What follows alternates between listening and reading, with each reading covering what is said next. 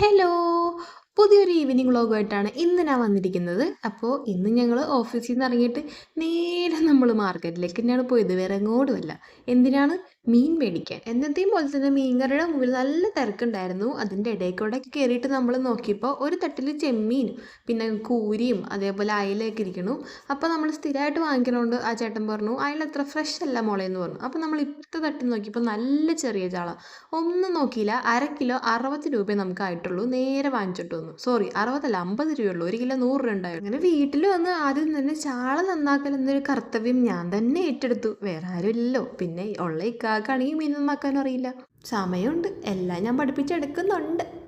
പിന്നെ നമ്മൾ തേങ്ങയും ഒരു പാക്കറ്റ് പാല്, നാളെ രാവിലത്തേക്ക് ഒരു ചായ തിളപ്പിക്കാനായിട്ട് പാലൊക്കെ വാങ്ങിച്ചു. അങ്ങനെ ഞാൻ 1-2 മൂളിപ്പാട്ടൊക്കെ പാടി മീൻ നന്നാക്കാനായിട്ട് തുടങ്ങി. കുഞ്ഞിച്ചാളായതുകൊണ്ട് തന്നെ കുറച്ച് ബുദ്ധിമുട്ടുണ്ടായെങ്കിലും നന്നാക്കിയല്ലേ പറ്റൂ.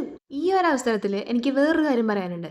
എൻ്റെ ചാനലിൽ അങ്ങനെ 500 സബ്സ്ക്രൈബേഴ്സിനെ കിട്ടി. വലിയൊരു കാര്യമായിട്ട് നിങ്ങൾക്ക് തോന്നില്ലെങ്കിലും എനിക്ക് അത്ര ചെറിയ കാര്യമല്ല. സപ്പോർട്ട് ചെയ്യുന്ന എല്ലാവർക്കും ഒരുപാട് താങ്ക്സ്. അപ്പം ഇനിയും ഇതേപോലെ തന്നെ സപ്പോർട്ട് ചെയ്യുക. പുതിയ ആൾക്കാരൊക്കെ ഒന്ന് സബ്സ്ക്രൈബ് കൂടി ചെയ്യുക. അങ്ങനെ നമ്മൾ ഷട്ടപ്പാട്ടയിൽ നിന്ന് മീനൊക്കെ നന്നാക്കി എടുത്തു. എന്നത്തെയും പോലെ തന്നെ നാളെ പൊരിക്കാനുള്ളത് കുറച്ച് വെള്ളം ഒഴിച്ച് ഫ്രീസറിൽ വെച്ചു. ഇന്നത്തേക്കുള്ളത് നമ്മൾ ബേസിക് മസാലപ്പൊടികളൊക്കെ തേച്ച് മുരിച്ചെടുത്തിട്ടുണ്ട്.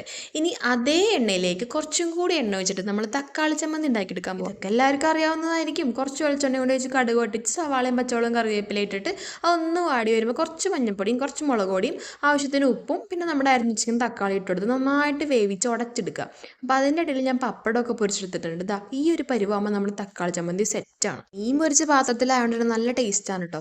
അപ്പോൾ ഞാൻ നമ്മുടെ ചോറും തക്കാളി ചമ്മന്തി മീൻ പൊരിച്ചതും അച്ചാറും പപ്പടമൊക്കെ എടുത്തിട്ടുണ്ട്. പിന്നെ നാളത്തേക്ക് വേണ്ടി ഇതിൻ്റെ ഇടയിൽ ഞാൻ മോരുകറി ഉണ്ടാക്കി വെച്ചായിരുന്നു. അത് പക്ഷെ ഞാൻ എടുത്തിട്ടില്ല. എനിക്ക് തക്കാളി ചമ്മന്തി മീൻ പൊരിച്ചത് തന്നെ ധാരാളം. അപ്പോൾ ഇക്കാക്ക മോരുകറി ടേസ്റ്റൊക്കെ നോക്കാൻ വേണ്ടിയിട്ട് കുറച്ച് എടുത്തിട്ടുണ്ട്. അങ്ങനെ എപ്പോഴത്തെയും പോലെ തന്നെ അൽഹംദുലില്ലാഹ് ഞങ്ങൾ നല്ല ഹാപ്പി ആയിട്ട് ഫുഡ് കഴിച്ചു. അപ്പോൾ വീഡിയോ ഇഷ്ടപ്പെട്ട എല്ലാവരും ചാനലൊന്ന് സബ്സ്ക്രൈബ് ചെയ്യുക. ബൈ.